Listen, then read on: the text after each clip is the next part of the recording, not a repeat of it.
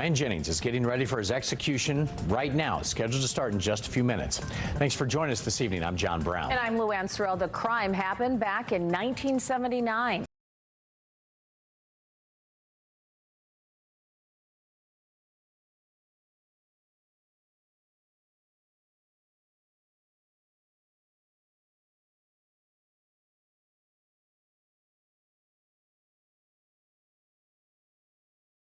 "46 years.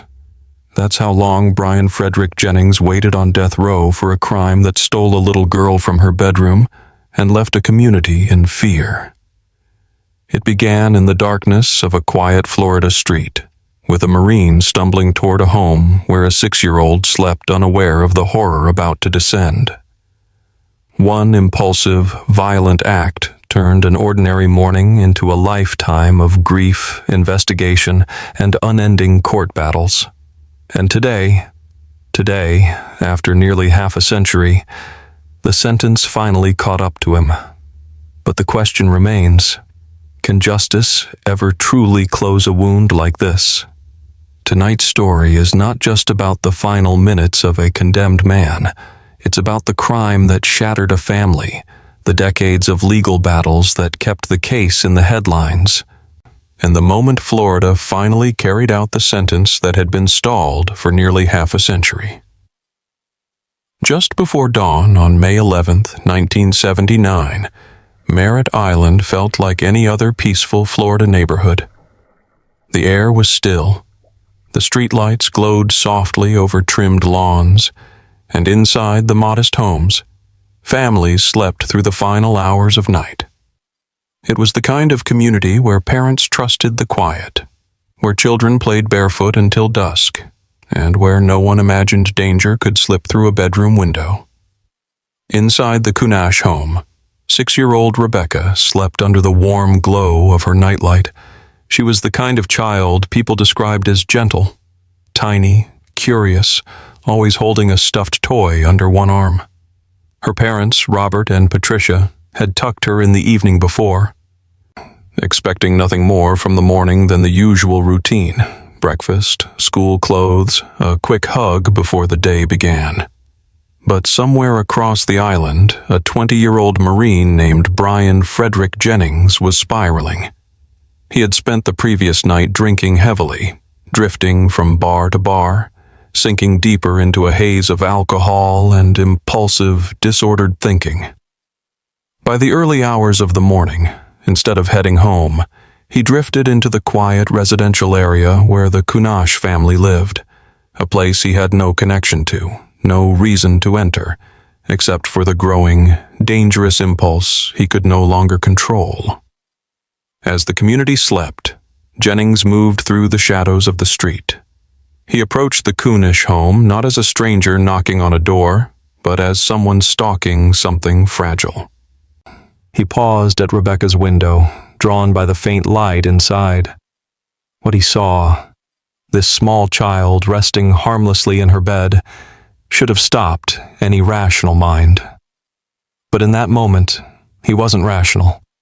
He wasn't thinking about families or consequences, or the shattering trauma his next choices would bring.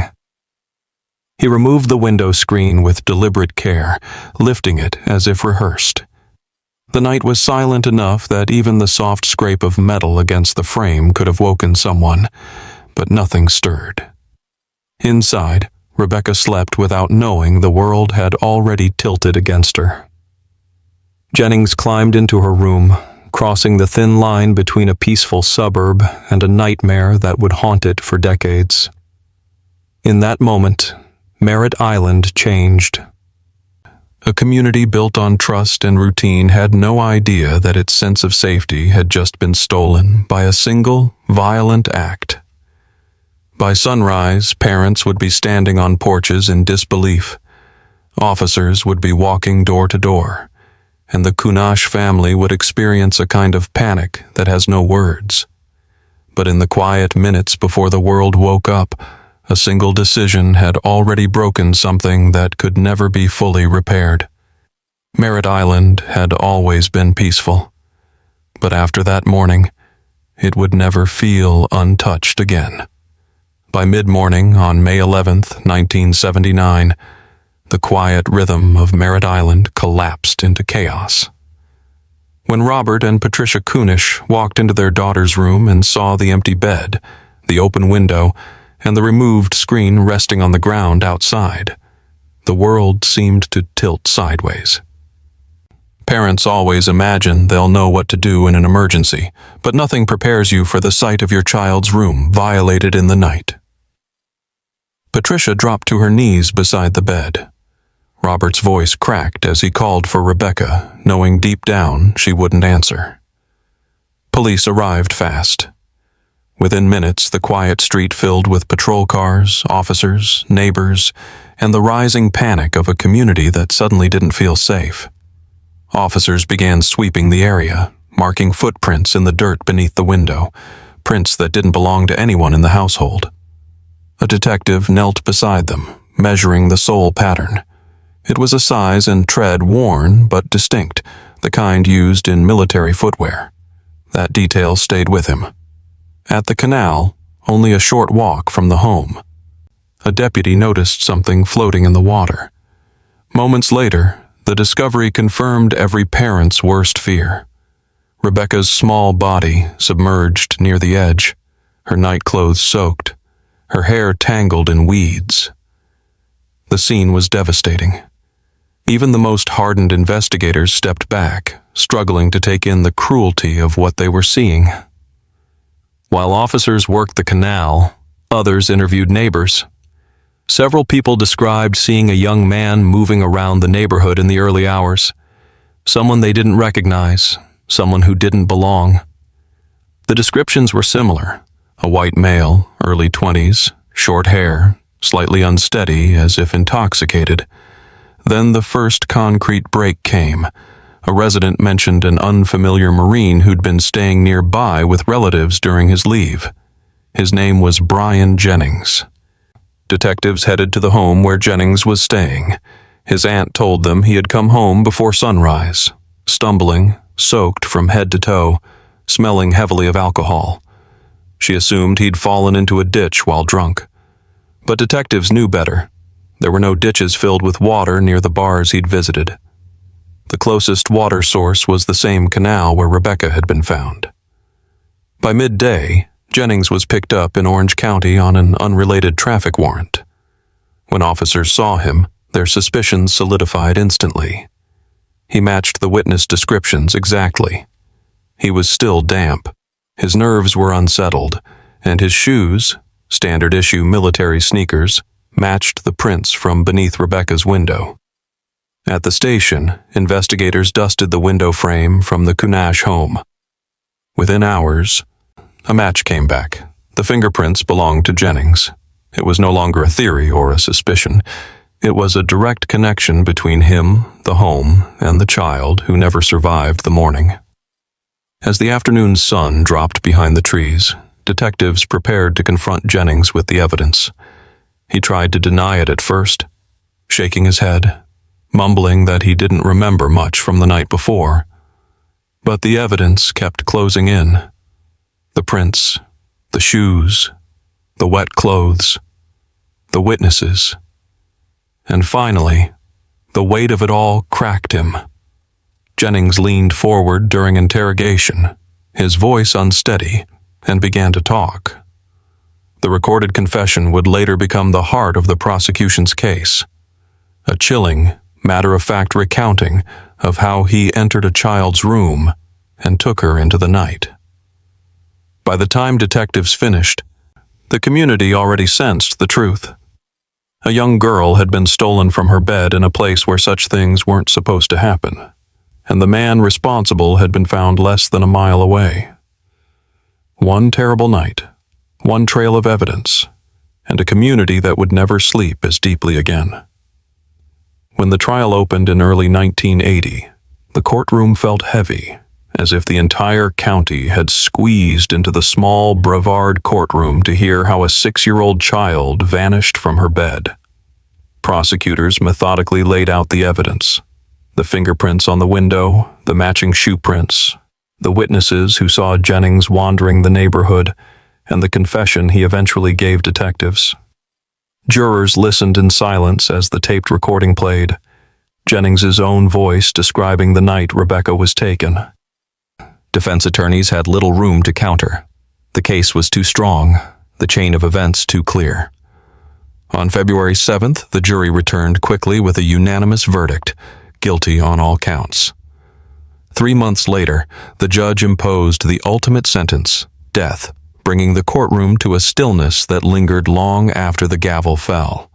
After sentencing, Brian Jennings was moved to Florida's death row, beginning what would become one of the longest stays in the state's history. His world narrowed to a 6x9 concrete cell, a steel door, and the slow passing of years. Jennings filed appeal after appeal, challenging his confession, the trial process, even Florida's execution methods.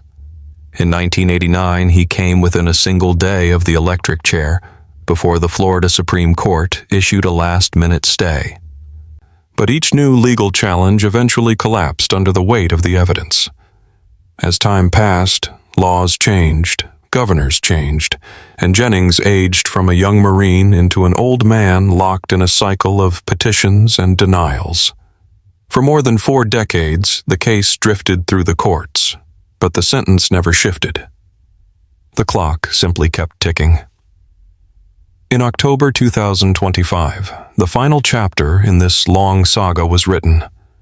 Governor Ron DeSantis signed a death warrant for Brian Frederick Jennings, scheduling his execution for November 13th.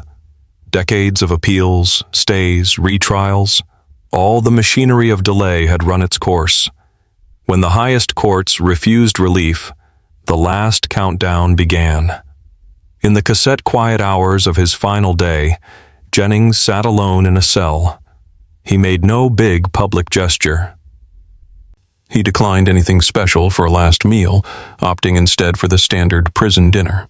Some guards say he almost seemed relieved the wait was over. One long span of existence reduced to a few hours until its end. Note: official sources record no elaborate last meal request.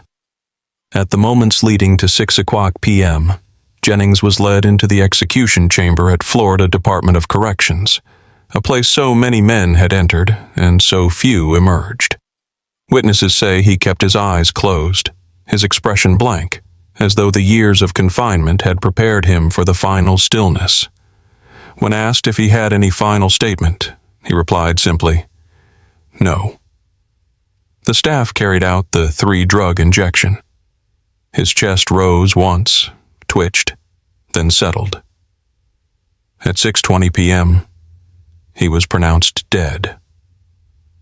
In the silence that followed, there was no applause, no tears from inmates. A handful of officials left the chamber, the spectacle ended, and for the families of the victim and the community, the waiting ended too. Today was the end of an era. 46 years of pain, of legal wrangling, of a little girl's missing presence in a bedroom and a house that would never feel the same. Today justice, if justice is measured in finality, was served. And with Brian Frederick Jennings gone, the last remaining link of that May morning lies silent.